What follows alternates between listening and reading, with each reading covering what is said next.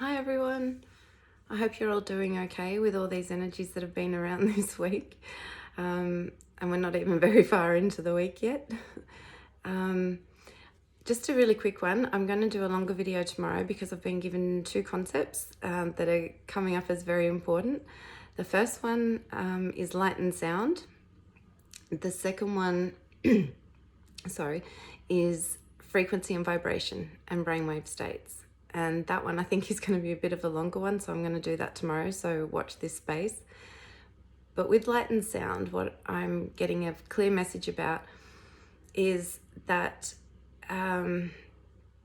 light and sound is the framework for how we experience reality. So our thoughts, one, create sound with the firing electrical impulses of our brain, but also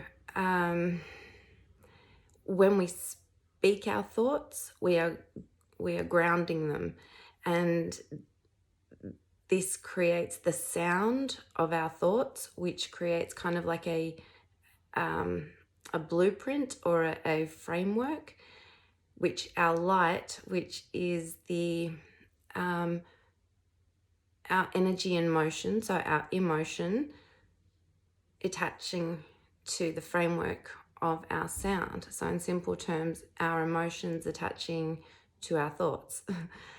And our thoughts can lie, and they often do, depending on the situation, but our emotions never do. Our emotions are what clearly tells us whether something feels good or it doesn't. And we all know suffering does not feel good.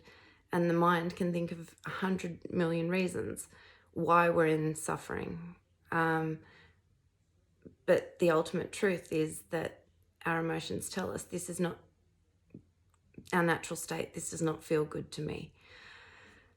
So when people talk about the law of attraction and all of these things, focus your thoughts positively, most of the time our mind is just running rampant. And unless we're conscious of our thoughts in every moment, which I'm not, I catch myself a lot quicker these days, but I still slip into those moments where my mind's just doing its own thing.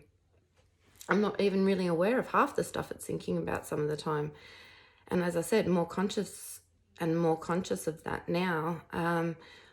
But the key is it's the emotional charge that creates how quickly things manifest and what manifests. So if you're holding thoughts of wanting, just say for example, to manifest more money, but the emotions you're feeling around it are of fear that it's not going to happen, desperation because you need it now and you don't have it now, all of these things, that's going to be what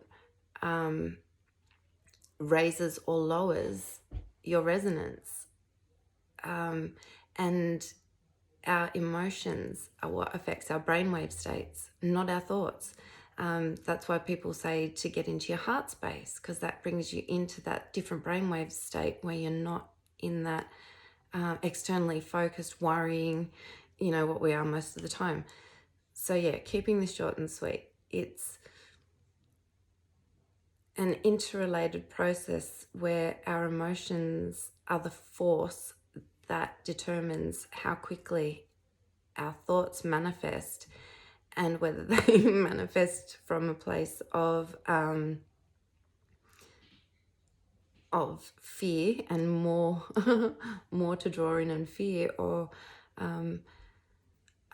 what I call the heart space. And anything manifested from the heart space will usually occur. Most of us, when practicing manifestation, do it from a mental perspective, and it's usually objects that people are trying to manifest rather than a feeling. So for example, yes, I would like to manifest a house on land.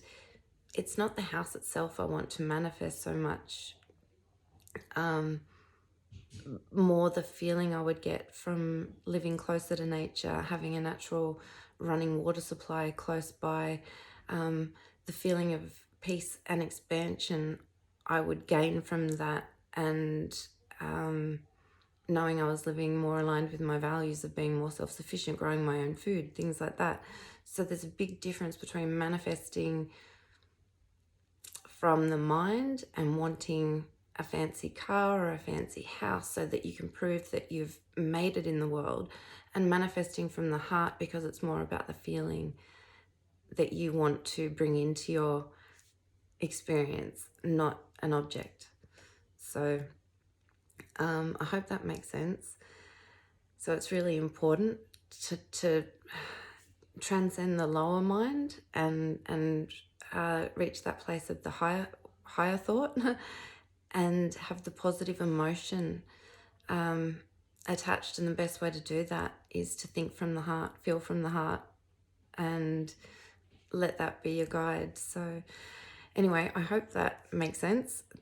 This was an impromptu little hello, and yeah, tomorrow I hopefully get an opportunity to talk about the brainwave states, which I'm really excited about because it's now putting it together from a completely different perspective, but one that ironically, well, technically more scientific in nature, I suppose, actually makes a whole lot of sense in how I'm understanding it. So, yep, I'll look forward to talking with you tomorrow.